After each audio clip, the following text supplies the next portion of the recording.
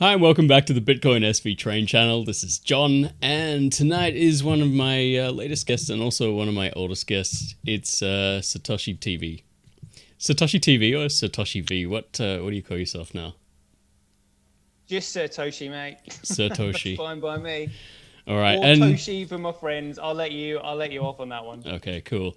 And I'm making a concession too. You're the only person who's allowed to appear on this show as an avatar instead of a moving image. Ah, well, that's because Toshi is who I am, mate. If I didn't have my image up on the screen, it wouldn't be me, would it? We got to find some other way to make the video riveting for everyone. So, like, I hope you got plenty to enlighten us with tonight. Always, never a dull moment in crypto. Anybody who listens to my show would always hear me saying that. That is true. I could rabbit on for. I mean, what amazes me is that Craig was able to fit the white paper into like 9 pages. It's like jeepers. Like I could write and talk for years on this matter. Yeah, I mean, Craig he writes more than that in his average blog post, so I got no idea how he kept it down to 9 pages. I think it went through several edits. And speaking of, I mean, talk about having to be concise. Indeed, yeah. Well, speaking of Craig Wright, I think he's one of the topics you want to talk about tonight, right? Yeah, I'm happy to talk about Craig. I'm happy to talk about Satoshi Nakamoto. Anyone you like. Bitcoin, awesome. Where he possibly got the name. Well, I mean, the name's kind of obvious, really. But, you know, I mean, I don't know about you, but I keep up to date with social media and stuff. And just recently, since sometimes I do. The Bitcoin Association and Jimmy went over to the Retosa family conference meeting, suddenly I'm hearing all these Bitcoin YouTubers going on about family offices and all that. And I'm just like, they've just so picked up on that. Oh yeah, institutional money's coming in. It's family offices are coming in. It's just absolute bollocks. There's a little bit too much, obsessing over certain people in Bitcoin BSV, I think. I don't know. I just like to look at the projects that people are working on myself. I try not to think. I try not to think about the others too much. It's. I mean, otherwise it becomes like a. Your fancy at the moment. I've been trying out Relica. I mean, let's face it. It's Instagram for Bitcoin. So, but if Twitch is Twitter for Bitcoin, Relica's Instagram for Bitcoin, it's looking pretty good. I mean, it's still in beta, but they're going to release it pretty soon. In fact, probably by the time people see this, it'll be released. Yeah, I think it's a great idea. Yeah, I mean, I'm loving using Bitcoin at the moment. I think people are just that's one thing that people are going to have to get used to. Yeah. It's just, because if they actually valued their data, which they would do, because if they didn't value it, they just simply wouldn't make it. They're now going to have to just think about the opportunity cost of what they're doing. Because like if you're sending an email or, taking a photograph or something like that, there's an opportunity cost associated with everything. You wouldn't do something if you wouldn't value it. Now there just happens to be a price on it. I mean, so what if it's like a thousandth of a cent, or a penny or anything like that? I mean, you'd still have to take 100 photos and upload 100 photos before you'd even spend $1, Yeah, it's definitely more incentive too. I mean, it gets to the point where if you post on one of the free social networks, you actually feel like you're wasting your time a bit because you're not getting anything for it. Like someone gives you a like and you think, awesome, I got a like. Where's my money? Well, yeah. Well, I mean, at least somebody's made the effort and appreciate the fact that you've done something. But now it's just a value can be assigned to it in a way. But people are just going to be more they're probably going to be more considerate about what they post. And again, it's kind of like rather than just simply shooting their mouth off, talking crap like a lot of these shitcoiners do. We do sometimes. They're gonna get found out very quickly. Yeah, for sure. It is kind of funny though. Like when you actually have to pay someone to like their post, like even if it's a 1 cent or a fraction of a cent, there's still that moment where you think, is this worth paying money for? Yeah. Like you could do it 100 times and it's only $1, but no one. It's just a psychological barrier People are going to get past, I think. Once we get into microtransactions and, it's all happening in the background, I think it's just a matter of, acquiring the habit. No one's going to care about it after a few years. We're going to care about it now because we're just too used to getting free stuff. Yeah, in a way. And then it's kind of like also it's the fact that people have to understand now that they're, obviously these corporations tell us that it's free, but what we miss is the fact that they own all of that data. So we are giving them that value, and then they are using that information to profit from us, under the guise of, it's free. But then that's kind of like very similar to the world of money. People think that there isn't, a cost associated with money, and the money stays the same because recommended retail prices stay the same. Dollar bills don't change. But what they don't see is the central authority that's got control of that money, inflating it into infinity, which is actually devaluing it, behind our backs. So it's the same kind of principle, really. Yeah, and I get the feeling that a few of those chickens are going to come home to roost in the next year or few. I mean, Bitcoiners have been talking about this for years, haven't they? Than that. Yeah. I just don't know what to think anymore after this year. It's been like an eye-opening and experience and like a hammer to the head too. Well, what bits have been the hammer to the head? Well, because it's it's kind of stunning and confusing, and like for a second there, you're trying to pick yourself up off the floor, thinking, geez, what just happened?" And then really, what? Then the pain comes. Moments like what?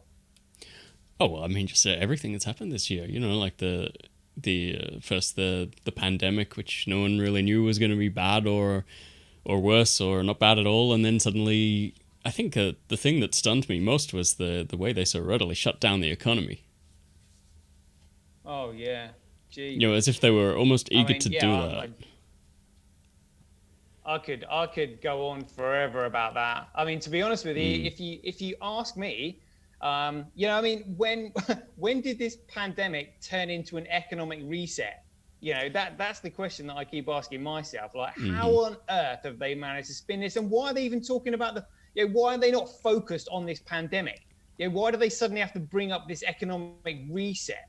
It's no different from the United States invading Vietnam, this country that's literally on the opposite side of the world, that's really poor, nobody had a problem with, but then they decided they're just simply going to bomb them because they're commies, and spray Agent Orange all over the place, and give her like horrendous birth defects, persuade people that JFK had a bullet that did a U-turn in his brain, and then that a grade A steel twin towers can come down when a hollow aluminium plane flies into it, and then building 7 mysteriously just collapses on a whim.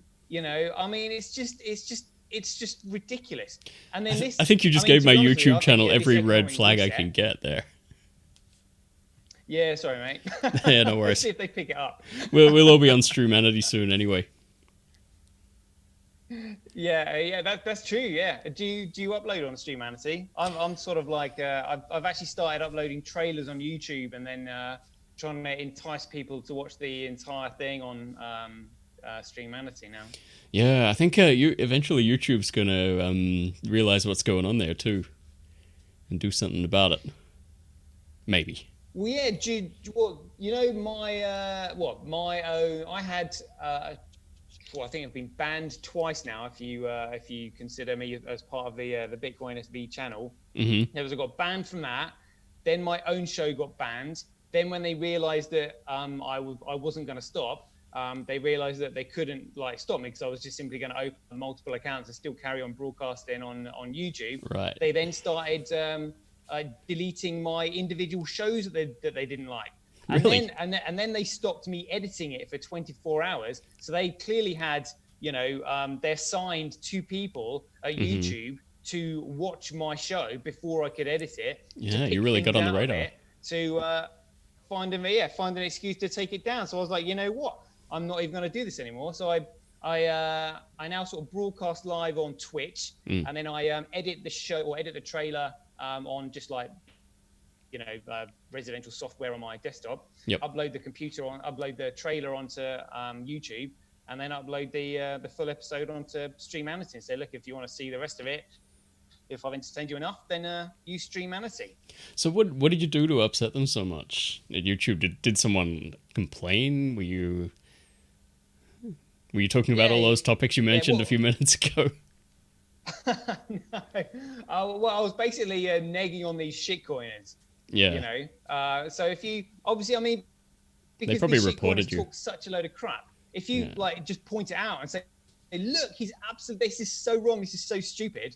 The moment you start negging on someone else, I think it's in one of their, T's and C's where it says, oh, you're not allowed to, talk negatively about someone else. But if somebody's being stupid and you've just pointed it out, it's just like people need to know. It's like, look, that's wrong. What he said there is really reckless, irresponsible, and stupid. Mm-hmm. And then I think the person that I was actually referring to at the time was watching live and then reported me. Yeah, I got a couple of friends on Facebook who are like that. They're actually quite mild and moderate people, but they've got this. They seem to have this army of haters for some reason who just like as soon as they post, they just get flagged and reported, and they're in Facebook jail for another 30 days.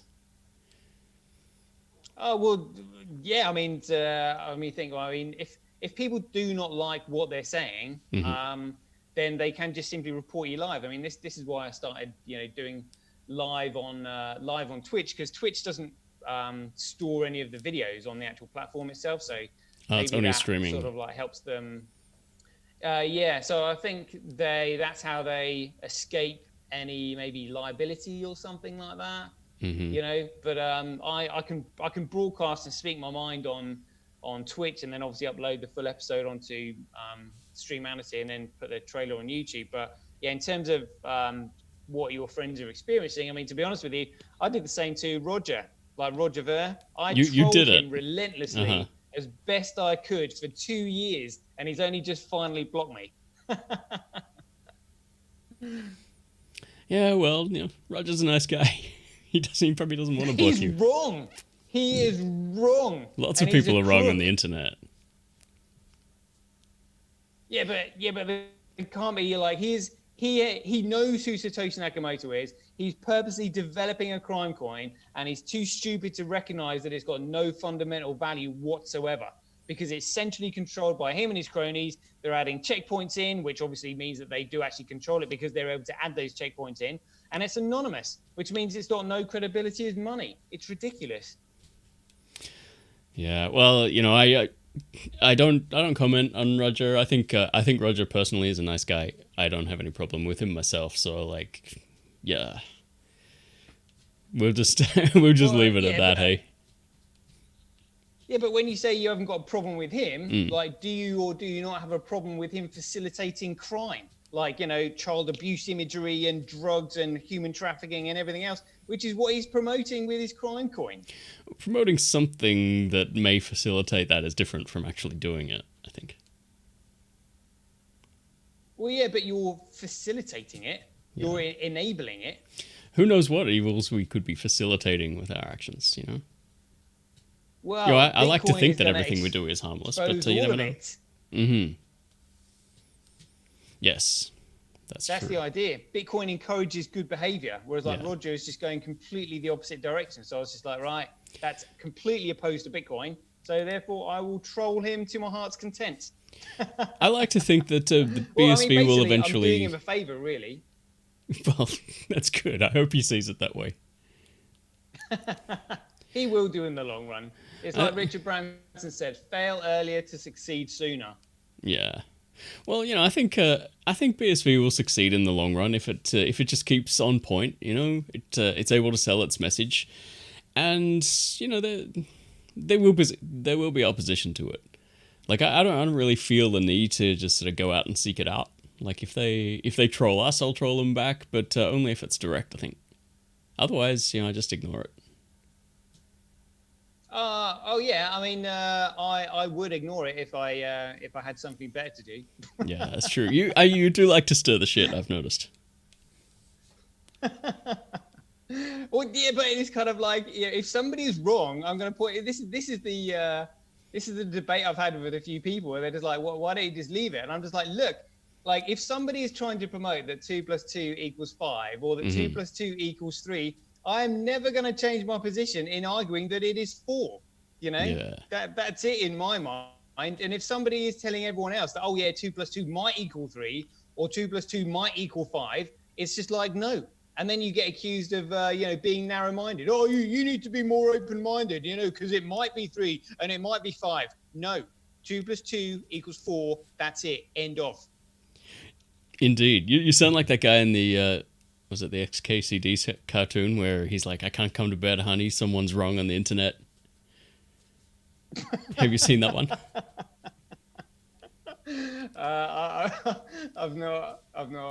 But I mean, that I probably would be that person. Kind of like maybe the Bitcoin police. But that's only because if somebody is wrong, I suppose the issue is the fact that if you're wrong on the internet, there's two things. You're either discussing matters of opinion, in which case you can just simply agree to disagree because everybody has a right to their own opinion, or you're discussing matters of fact and someone's right and someone's wrong, and you just have to go and find out.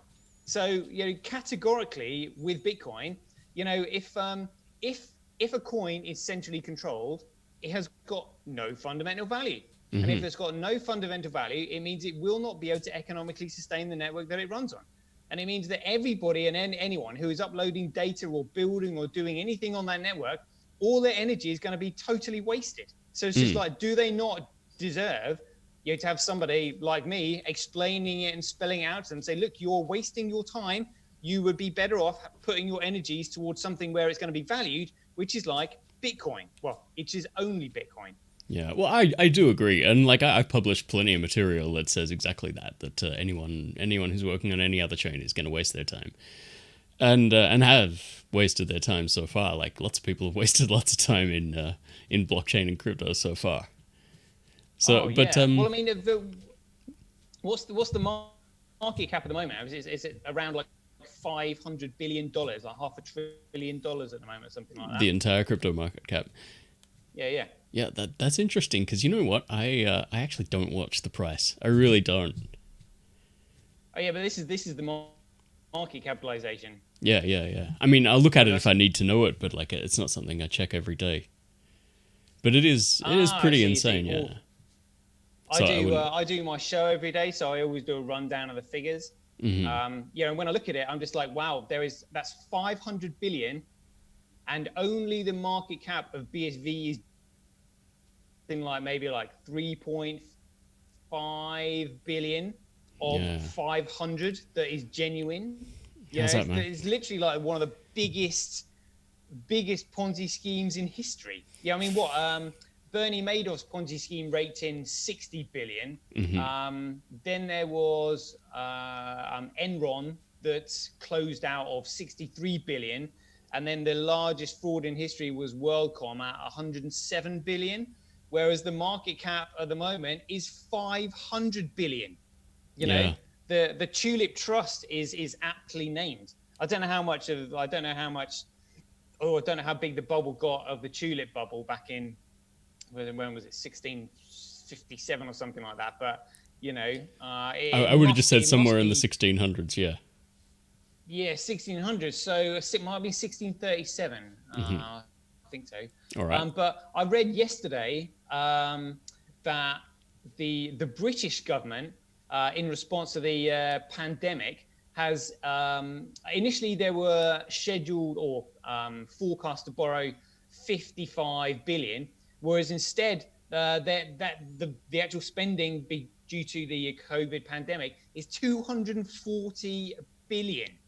And people are going, oh wow, 240 billion. That's the total government spending this year. And this is like, well, hold on a minute. That makes you realize just how big this market capitalization of the cryptocurrency market really is. It's staggering. It's absolutely massive. Yeah. You know, I mean, and I think the borrowing that the UK government did on COVID is the largest outside of wartime. You know, it's massive. That's incredible, and I do suspect that they're just trying to like make the whole thing collapse under its own weight. This is the actual economy, that is, not Bitcoin. Although they both may end up doing the same thing. 500 billion market cap Well, yeah, and no value. yeah, this is it. It's all speculation. I mean, this is why the likes of Michael Saylor. I mean, the Grayscale Trust. Have you seen the actual Grayscale Trust? Have you seen the funds that they have? It's absolutely hilarious. No, I haven't actually. Again, Well, I haven't been paying attention to BTC at all lately. Well, things like Grayscale have their trust, and they have like a BTC trust, an Ethereum trust, a Bitcoin Cash trust, a Litecoin trust. Like they have all these shitcoins in their trust, which is valued at something like, I think they've got about $5 or $6 billion under management, all absolutely worthless, and they are making their investors pay a 2% premium. Yeah. So like their investors are just like, yeah, he gives you money, we'll give you an extra 2% premium, to invest in your fund, which just simply buys all these shitcoins. Like this Barry Silbert, Silly Billy Silbert, he is gonna come a cropper so badly. And it's just kind of like, if people actually maybe listened to the likes of you and I, which they scoff at the moment, then they wouldn't be in such a precarious position. But their choice. It's not like we're saying you can't listen to us. We're telling them they should listen to us. But they're just like, well, who do you think you are? Telling us what to do when we've got $6 billion under management. How much have you got?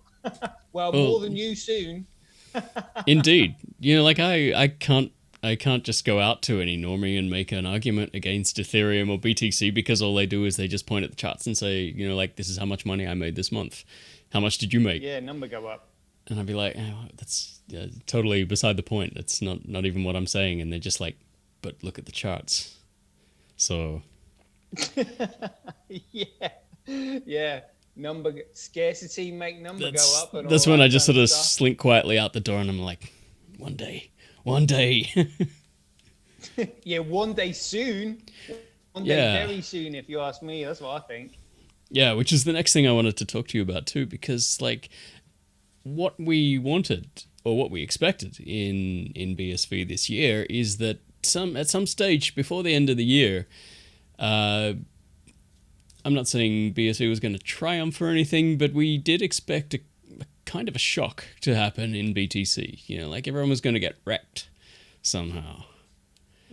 And so far, we haven't seen any action there, but you think otherwise. Right. Well, I'm not saying by the end of the year. Yeah. All I'm saying is that we own, as in this world only has this one shot to get it right, literally. And we've already seen what the mess that Roger and Jihan got themselves into, trying to flip BTC when BCH came out. Again, utter schoolboy. I mean, it just goes to show you at the time, I remember listening to Roger and Jihan thinking, oh yeah, these boys are so wealthy, they know so much, they must know what they're doing. But now I look back at what they were doing, and I'm just like, how could you not have seen that? That's so stupid. They honestly just thought, we'll just simply flip the price, miners will come over, and BTC will be dead, and that's it. It was just everything was superficial. I mean, this is where, obviously, traders come in. Traders are just like, well, that's a massive price pump, so we'll just ride it until it peaks, and then we're just simply going to cash out, crash it back down to zero.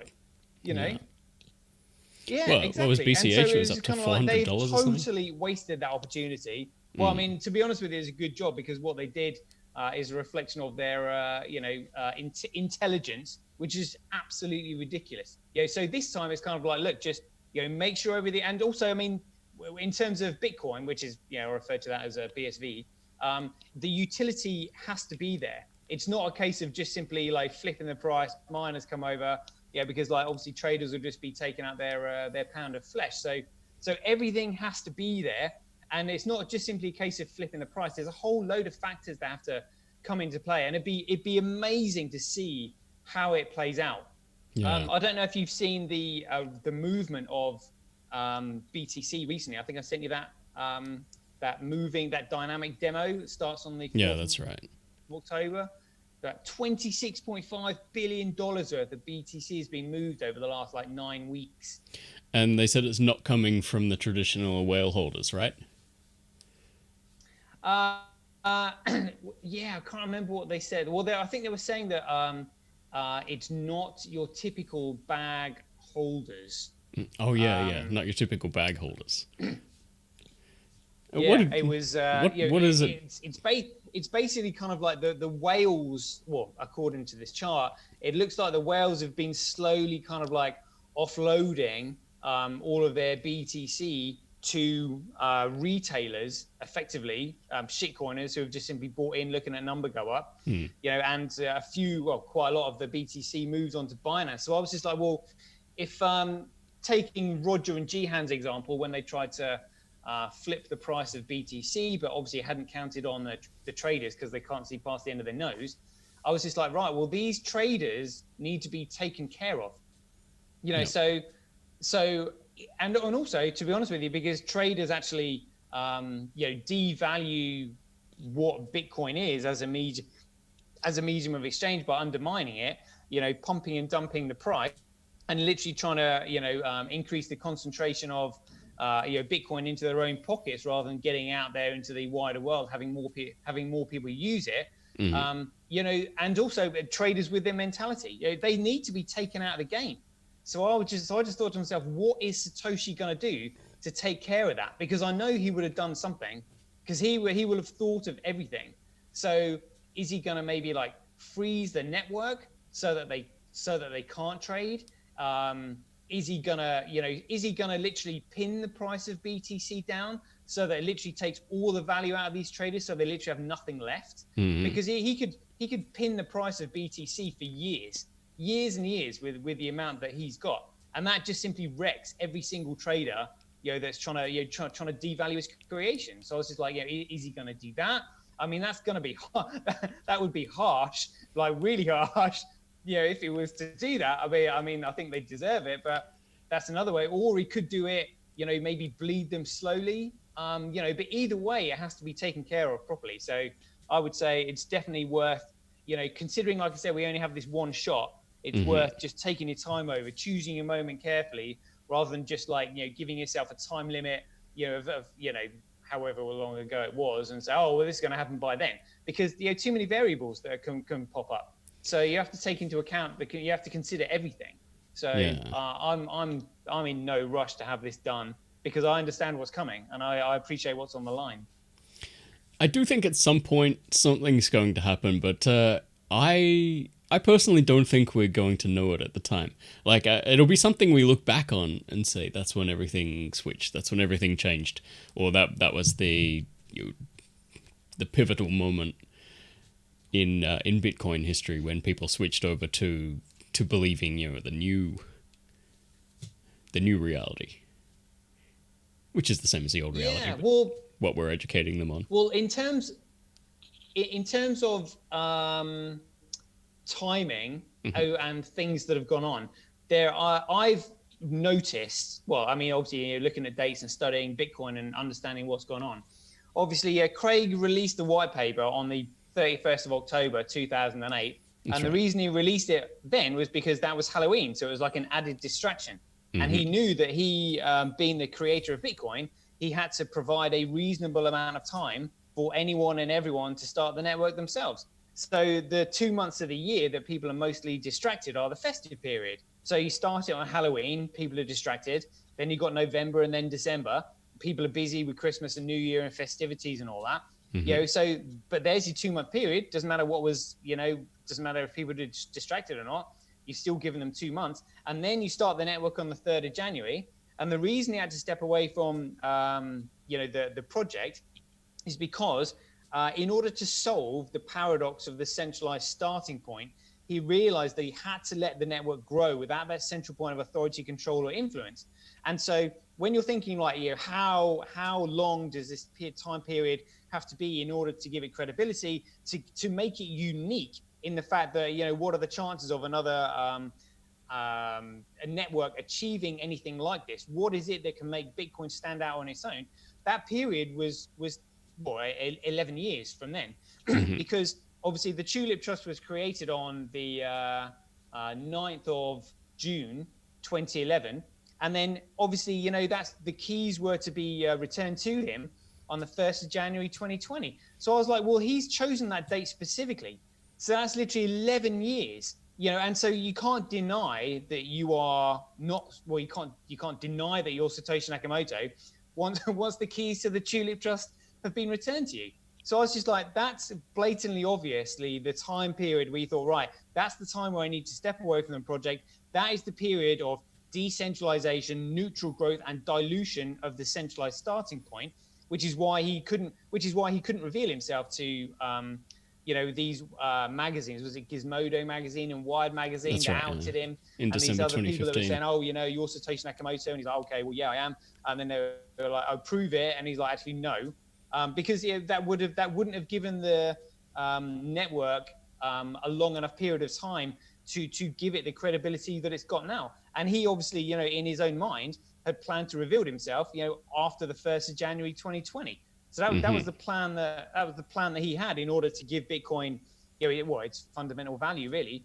So now, as of kind of like first period of adding value, which all comes down to the technicalities of speed, cost, and scale of the network. And part of adding value is also him coming out and saying, actually, I am Satoshi Nakamoto.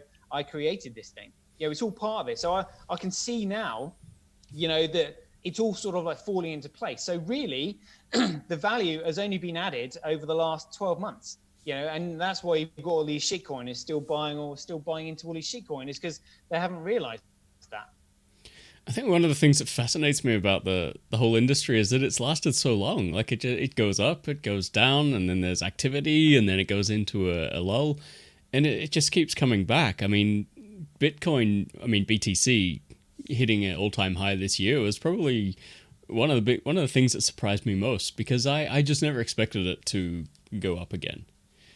And I know it's not rational. Like, it doesn't surprise me that it does, but it's maybe it's dismay. Well, the thing is, though, it's in a lot of people's financial interests to have BTC keep going.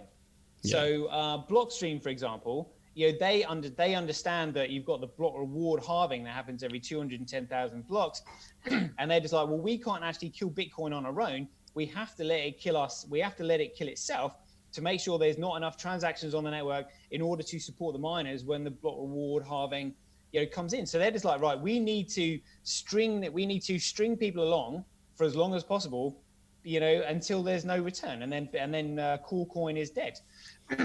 Yeah. So they want to keep stringing it along, and then you've got the exchanges making all this money from people pumping and dumping Bitcoin and not really actually understanding the fundamentals of it. So they're just like, well, we don't really care about the long term of it because we're not smart enough to be able to figure it out. All we know is that if people keep trading these shit coins, then we make loads of it. So that's what we want to keep doing.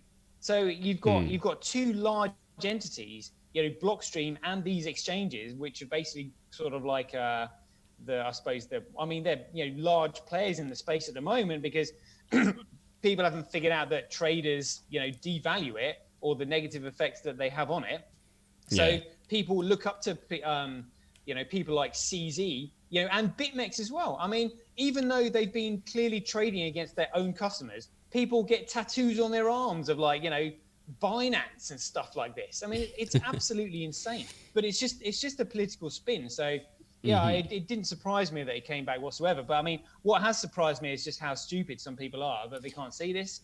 It's a game of musical chairs, right? Like, nobody expects to be the one that's going to be left without the seat. They think, there's plenty of chairs there, and I'll just keep walking around. The music's still playing, and as soon as it stops, I'm just gonna, plant myself there. I'll be fine. And for the most part, they are. It's not till things get really tense at the end. Yeah, at the moment. Well, the musical chairs bit that you're talking about is effectively the block reward halving. But these douchebags tell everybody that, oh yeah, the block reward halving makes Bitcoin more valuable. So they're welcoming it. They're just, oh yeah, scarcity make number go up. They have no idea that it's the block rewards that economically sustain the miners. And if there isn't enough economic reward to sustain the miners, Bitcoin and the whole thing collapses. It's so ridiculous. It's so ridiculous. Sometimes I'm not sure if you're talking about BTC or the stock market at the moment, because I think both of them are in for a big shock at some stage.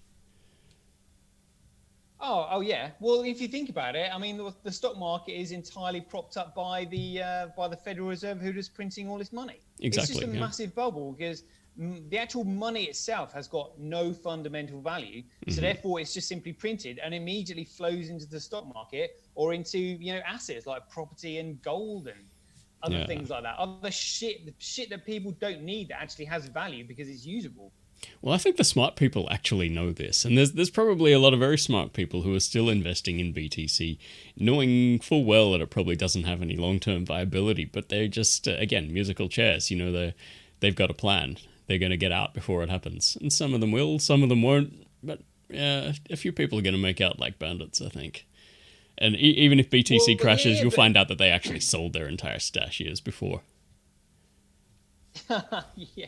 Well, this maybe is I'm it. cynical. For all those people that are still buying BTC because of number go up, I'm just like, look, the only people who are encouraging you to buy BTC are those people who are already in it. The big bag holders like Robert Kiyosaki, Michael Saylor, Grayscale Trust, and all that. They're in. And they're just like, look, we just need this thing to go up a little bit more so that we don't get egg on our face. And all of our shareholders and the people who have listened to us, stop sweating and giving us a whole load of shit in our ear holes. But they have no understanding of money. They're all dollar fiat lovers. I don't think they care. This is it. Most of the people in crypto in general in today's world, they don't care about Bitcoin. They don't care about crypto. Oh, yeah. They don't care about blockchain. It's just shit they're selling to people to make a buck. I honestly believe that. It's a Ponzi scheme. It's one of the reasons I got into BSV, because it was the only place in the whole industry that was still talking about interesting things. We're still trying to find a purpose for all of this, whereas everyone else is just, they talk about price all the time. There's no innovation. I mean, it's just the mentality of it. I mean, this is one of the reasons why I kind of initially I was just thinking, how come I don't get sort of more people listening to my show, and then not that many intelligent people out there. So I should actually really appreciate the sort of very small, concentrated number of people that I do get listening to my show, because I know that they actually understand what I'm saying. So I'm just like, good for them. And in the long run, people are going to look back and this crash happened and there was all of this. I mean, it's no different from Michael Burry in the Big Short. I mean, this is what BSV is. BSV is the Big Short. Those people who are buying it now, everyone else is going to be like, how did you know? Blah, blah, blah, blah, blah. But then all those, and it's just like, well, I predicted this right from the beginning. Yeah, exactly. Well, I mean, I still never recommend anyone buys any kind of, blockchain asset or anything. I don't know.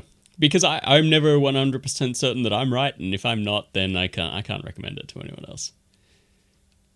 Well, I can guarantee you that in terms of fundamentals, you're absolutely correct in Bitcoin BSV. I can absolutely guarantee it. But that's theoretically what's going on to do with number go up and price. The fundamentals of Bitcoin BSV that I've broken down into literally this is our and this is, again, why people don't understand it. One, there's the paradox of the centralized starting point that people just simply don't understand, because it's a paradox in the fact that if someone can create it, it means that anyone else can create it, and therefore it's got a fundamental value of zero. So how do you give something a value when it's the very starting point that discredits it? Well, this is what the period of decentralization was for, the 10 years of why sort of Craig stepped away from the project. So I was like, there's that. So that means it can only be the Bitcoin network, because every other network has got a centralized starting point, no matter what technology they use, whether it's a pre-mined proof of stake, delegated proof of stake, IOTA's Tangle, Hedera Hashgraph, they've all got centralized starting points, which means that they have no fundamental value at all. And then after that, you then have to look at what is it that and first of all, you've got Sorry, can you say that chain again? of Because that signatures came out a in bit Bitcoin, garbled. which When sorry, it first, what's that? can you just say that last sentence again? Because I think that that got a bit garbled in the audio. Oh, what sentence was that exactly? I think it started with when it first came out. It doesn't matter. Just go on. Oh, We'll maybe our brains can fill in the gap. Like Yeah. neutral. Well, first of all, Satoshi designed Bitcoin with a chain of signatures to hold all developers and network to account, which meant that no one on the network could get away with doing anything that nobody else would know about. So it's the chain of signatures that's really important. And obviously it was Blockstream that segregated those signatures, which meant they have now complete control of the network. Yeah. But because Bitcoin is open source, they are able to do that. But then you've got douchebags like Roger Ver who were just like, oh, well, Satoshi purposely designed it like that because he wanted loads of shitcoins on the market. It's just like, no, he had to design it like that so that it was open source, so that it actually had value. If it was a centralized project and people weren't able to tamper with it and F it up, like Blockstream have done, it would have no value. So they've done their bit. They've stolen the ticker symbol, segregated the signatures, crashed the fundamental value to absolute zero, and people are praising them for it. But that's because they don't understand money. So it's just like, then obviously the chain, after the chain of signatures, you then need a locked protocol so that it's permissionless and everyone can build on it. And yet people still criticize Craig for getting all these patents. But what's the point in a private entity having a patent that is restricted to their private network? It just means that the public can't use it. Well, if the patent is on the public blockchain, everyone can use it because the protocol is fixed, or should I say locked? And then after the protocol being locked, you then need an infinite scale so that all the miners have new market to compete for. Because if the scale isn't infinite, it just means that eventually miners have got nowhere to go apart from taking market share off each other, which leads to centralization. So I totally agree. You need the chain to scale. Then you need competition in the system, which is proof of work, so that actually separates those who sustain the system from each other. Whereas proof of stake, there is no competition between the stakeholders. So without competition, it just means that the stakeholders actually centralize the network themselves. And there's no way that America or China are going to use a network that is centrally controlled by a group of people. It just doesn't work that way. So you need competition, and therefore you need infinite scale for those in the market to compete for. And then finally, obviously, you need a fixed supply. And this is kind of like when I think who's the guy that was at the George Gilder when he asked Craig, he goes, why did he fix the supply? And it was just like, well, a fixed supply is just as important as a locked protocol. It's the same thing. It's so that nobody can tamper with it and no one can change it. So only BSV, which is Bitcoin, has got all of those 5 pillars still intact. Yeah, I totally agree. Just going back to a few of the things you were saying there, I don't know why anyone thinks proof of stake is a good idea. I think they've somehow sold them on this energy efficiency myth. That's by just allowing the biggest bag holders in the business to control the network that's maybe somehow will use less energy. I don't know. Like I'm not even an economics expert, and I can tell that that's just a bad idea. Well, yeah, people just don't understand the concept of money and decentralization. I mean, they're still looking at it as like as if it's an investment and not money. Yeah. So I remember seeing a guy doing a presentation on a Hedera Hashgraph, and his pitch was basically, oh, well, we've got all these big wig investors like IBM and Microsoft and Facebook or whatever, all these big companies. Oh, and they're the ones that are controlling the network, and that's why you should invest in it. It's just so ridiculous. It's like, mate, you've just basically explained that the network is now centrally controlled, which means as money, it's got no value whatsoever. So therefore, it cannot economically sustain the network. These people just don't get it. Yeah, it's like all the big investors or big and small investors who are just putting all their money into stocks at the moment because they say, because the Fed's going to guarantee it. Central banks are just going to buy up all the stocks and the price is going to go up. Like, they don't care if it's a good idea or not. Again, they just think they're going to be able to cash out, and that they're not going to be the ones holding the bag when it all collapses. And again, some will, some won't. It's absolutely crazy. I mean, I only found out the other day that the Central Bank of Japan owns 80% of the Japanese stock market. 80%. I was just like, something like what? that. How on earth is a central bank that can literally print money out of nothing able to actually own physical shares in companies? That is so wrong. You know? And then the Swiss central bank has owns $90 billion worth of stocks in the on the New York Stock Exchange. I mean, it's absolutely insane. Yeah, it is. It is absolutely insane, and yet more and more money still just keeps flowing into it. And I think, again, everyone knows that it's going to end badly, but they just don't want to be there when it happens. Like, that's just been the story of the whole economy since 2008. Well, this is why they are, trying to pull off this economic reset at the moment, because in the I don't know what it was like in other countries, but particularly in the UK in the 1980s, the Prime Minister, there was Margaret Thatcher, drastically increased interest rates in order to prevent people from borrowing. But that was career and political suicide.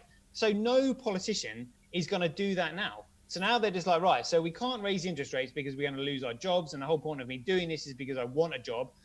Therefore, we're going to have to find other excuses to stop people from borrowing. Oh, pandemic. Great. Let's use that as an excuse. Right, now you can't go out. Now you can't run your business. Now you can't have any customers coming into your shop. This is what they want. It's just absolutely ridiculous. And it's all because a fiat currency is printed, and the economy cannot sustain the level of debt with the amount of money in it. They have this is the whole point of money just constantly being printed and inflated. This is why we need a medium of exchange that is divisible, just like gold was. But being digital, Bitcoin is the best money in the world by the value of blockchain technology, which provides sovereignty over our own data. That's where the value is. Whereas the value in gold was just simply the fact that, it's divisible, it's malleable, it looks pretty, it's highly conductive, it's non-corrosive, all of that kind of stuff. Whereas Bitcoin is so much more than that. But this is completely new to people. They've never taught this in school. So you get people like the Winklevoss who, Harvard graduates, literally Harvard graduates going around telling people, oh, yeah, well, gold isn't safe because Elon Musk is going to start mining asteroids. Absolutely insane. He might, just as likely as anything else. Well, here's my end of 2020 dilemma, and I think maybe this is the realization I've come to, is that through all of human history, we've seen people just continually pursue bad ideas en masse and, to their fullest extent, until it ends in disaster. And even though people seem to know it's a bad idea right from the start, they'll still just chase it. And here's us in BSV saying that we've got an honest message, we've got the good message. And I think to myself, is honesty and the best solution actually going to succeed for us? Because totally. Yeah. Because it's like this. Satoshi Nakamoto has got about 15% of Bitcoin. And there are going to be other early miners who actually do understand Bitcoin in the same way that he does. Particularly miners. Miners just a little old in a minute. Blockstream was saying that we should keep the block size as it is. And they're going to develop this other second layer solution, and people are still going to buy Bitcoin because of that. Yeah. So we'll stick with them. But now that has been proven to be false. So now they're just like, right, we're stuck now in a situation where we now know that what Blockstream told us was an absolute load of bollocks. But BTC is still holding the price, which enables us to cover the cost of sustaining the network. Yeah. So what's going to happen? Well, it's literally they are going to have to club together, which is what I think we've seen in this moving dynamic just recently, to literally wipe BTC off the face of the planet. But at the same time, give Bitcoin, which is BSV, its value so that they can still economically sustain the network themselves. Yeah, yeah. Well, So I mean, I think when it happens, it's going to be. I mean, I'm really looking forward to it. And it's not like I haven't warned plenty of people about what's going to happen. And we all saw Peter McCormack's post yesterday. Saying that is that the one where he borrowed $46,000 to buy 2.5 core coin? Oh dear! It's I hilarious. wonder if he actually did that too. And he even knows who Satoshi Nakamoto is. It's ridiculous. Yeah, well, I mean, maybe he knows too that like the guy who's right is not always the guy who wins. But in this case, the guy who is right is the guy that is holding the bag that everybody is depending on. Yes. And they maybe just haven't realized it, I mean, like they are skating on thin ice because they're not smart enough to figure out, that he is Satoshi Nakamoto and that he created this and he can destroy it. Yeah. Well, what about all the people who do know? Like you just mentioned Peter McCormack. Then there are others. Like I'm sure there are others. Like Roger. Yeah, could possibly. I don't know for sure, but I think quite a few people that are quite actively involved in opposing Craig Wright and BSV know full well that he is Satoshi. Maybe they're just counting on the possibility that he's not able to control those early Satoshi coins in any way. Or another option, which I highly suspect is the correct one, is that they're just stupid.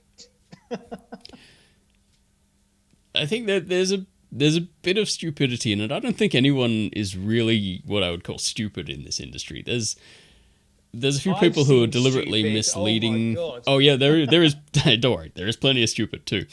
But I mean at the at the upper echelons of the whole thing, the people who've been in it right from the start and they're involved with the the big companies, the Blockstreams, the Ethereums, that kind of thing. Like, I'm sure they know what the deal is. Yeah, but they're stupid. Yeah, but Vitalik Buterin is stupid. Like, he might be smart technically and academically and be a bit of a whiz when it comes to programming and technology, but understanding just understanding the basic theoretics of money, he has no clue, and that's probably due to his lack of experience and wisdom and his young age. Yeah. It's a combination of that. Well, I mean, it's totally possible for someone to be highly intelligent in one field and completely inept in another. Well, yeah, I mean, this is why Satoshi Nakamoto just literally amazes me, because I'm just like, he knows everything. He does. He knows monetary theory. He knows blockchain technology. He knows cybersecurity. He knows economics. He knows monetary theory. I mean, it's just like, to have someone like this that understood everything so much in so much detail is literally like a once in a lifetime. Blows my mind. I mean, still, in a way, it makes me feel, extremely inferior because there's just no way that I could ever have even thought of something like this. I mean, like the only reason I understand it now is because obviously Craig has spent a little bit of time with me, and had the patience to tolerate my questions to start with, But I think because he's been willing to do that, I was then willing to do the homework and put the effort in, say, look, I think I've got this now, and then when you understand it, it falls into place, and then I guess what it is, I mean, I think I was sort of relatively late to the party, but I think if I could figure all this out in just like maybe 2 years, what excuse do all these other people have that have been in this for 10 years? You know, I mean, Roger Ver's been in this like way longer than me. Those Winklevoss twins have been in this way longer than me. How, and they're Harvard graduates. How come they haven't figured this out yet, when I am not a Harvard graduate or anywhere near it? So therefore, if I can figure it out, they have got no excuse. No excuse. Yeah, it's true. And then after the crash comes, they'll all say like, "Oh, who could have seen this coming?" And we'll say, "We saw it coming, and we talked endlessly about it coming for several years, and nobody wanted to listen to us." And then you just get drowned out, and everyone just saying, "No, but we didn't know." Well, this is actually why I think it's really important to get to know people in the BSV space now, because it is literally Darwinian theory being played out in front of our very eyes. It is literally survival of the fittest, or well, as some people say, more interpreted, survival of the aptest. But the people in Bitcoin, as in people in BSV, we are going to be the wealthiest group of individuals on the planet. Like literally, there was that Retosa Family Summit that Jimmy and the Bitcoin Association went to just recently, and the overall value there was, I think, it was valued at like $4.5 trillion. I mean, Craig's individual wealth alone is going to eclipse that just on his. But even without Craig, all of us in BSV that have got all the circulating supply at the moment, under our control, we're going to be the wealthiest individuals. So therefore, I think it's a really good idea to get to know everybody that's in the space now, because and good for good reason, in the fact that we're actually intelligent people with a good sense of morals and ethics, and understand money and understand Bitcoin and what it's for. Well, that's the only part I'm interested in. I'm definitely not going to tell anyone that they will get rich for getting into BSV or joining the industry or anything like that. I wouldn't use that as a motivation. And to be honest, like I don't hold it really myself, just because you don't hold BSV. No, not really. I mean, I do hold it sometimes. What? Like if I get paid in it, I might keep some and then just. Well, I work. I got bills to pay. Have you not been accumulating BSV over these last 2 years? I mean, I've been going at it like. I mean, obviously, when I recognised the fact that it could only be BSV, and it's either BSV or nothing, and I was like, this is the greatest investment in history. Yeah. I went at it like I've never gone at anything before, and again, I mean, that's one of the reasons why I do my show, is because I effectively kind of like sharing my journey on the way, the journey of discovery, what I found, helping other people out. I mean, I never tell anybody, number go up. I'm always like, look at the fundamentals. This is where the value is. There's a difference between price and value is that price is social. Price is set by supply and demand at a particular time in a specific market. That's price. Whereas value is the potential that this thing has got, the market that it could potentially take. And in order to see the size of the market that it could potentially take, you have to then understand, the speed, cost, and scale of the network and what it could achieve. So I'm really, I never tell people about number go up or anything like that. I just say, look, this is what it's capable of, and all the world's problems that we've got at the moment stem from centralized control of fiat currency. Because if they just simply printed a shitload of money and dished it out to everybody in society, the case study for that has already been. I think that's the plan for next year. Pizzario. Yeah. I think that's their plan for next year. Printing a shitload of money and just dishing it out to everyone. Something like that, yeah. But it's not going to be money as we know it now. The money that they give to everybody has got no value, so therefore it has. People. Of course not. It flows. It gets printed, and then immediately it flows into either the stock market or property or assets or anything like that. So now when they print it, it's just going to go straight into Bitcoin. Like Peter McCormack's loan. Exactly. Except that went to Coolcoin. True. Oh yes, of course. Bitcoin being BSV. He's basically pissed out of the wall. That's absolutely hilarious. Well, like if he's got that much, I don't want to comment about Peter McCormack either, because again, he's just a guy. Like I just want to see us do well. I don't really care what happens to anyone else. Well, I mean, I do care what happens to other people, because obviously I lost everything and went absolutely mental, which is why I'm sort of writing my book on it. And I don't want that to happen to anyone else, but they won't listen. But it's just like, I'm not going to stop trying to educate them and tell them, but Peter McCormack wants to block me. That's his decision. So he needs to live with that. Indeed. Cheers. I hope he's dealing with the news of your being blocked quite well. Anyway, Satoshi, we're coming up to an hour here, and I kind of want to wrap it there, just because if you're still watching this video at this point, you're probably one of the very few who does. And and I want to give Satoshi a chance to plug all of his stuff before we go. You've written a book. You got a Streamanity channel. You've got a blog. Give us all the info now, and I'll put it up on screen for you. Oh yeah, well, I've actually let me think. So if you want to screen share, you go to SirToshi.medium.com, and that will bring up all of my articles, and that explains everything from the paradox of the centralized starting point to the use of the pseudonym Satoshi Nakamoto, reasonable expectation in trade, the period of decentralization, the period of adding value, speed, cost, and scale of the network. Like literally everything I've written articles on, even as far as explaining what blockchain is.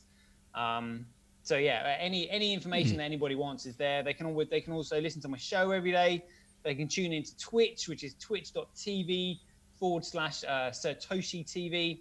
And it's the UK time, 5 p.m. every day. I normally broadcast live, and then I've got put the trailers on YouTube, which is BSV, BitcoinSV TV, and then I've got Streamanity, which you can just I've got a linked domain, which is www.sirtoshi.tv, and that will take you to my Streamanity. Streamanity's really got to get those proper URLs happening. Yeah, they do. All right, then we'll follow all those links, watch all the shows, watch them on Streamanity too, because then he gets paid. That's the best way to do it. I do. Yep. Yeah. I was getting my watches have just gone up recently. I think I'm averaging about $2 a show at the moment, which is great. It is. So I'm over the moon with that, considering I'm used to doing everything for free. Anything's better than free, and you are putting them out every day, aren't you? Yep. Every day it's because we know what's coming. So one day there is going to be a massive surprise. There is going to be a huge change. And like seeing literally over the last 2 months, $26.5 billion of the BTC moved, and it looks like it's just it looks like it's lined up ready for a straight dump. So seeing stuff like that is just fascinating. So always. Oh, we're breaking up again there.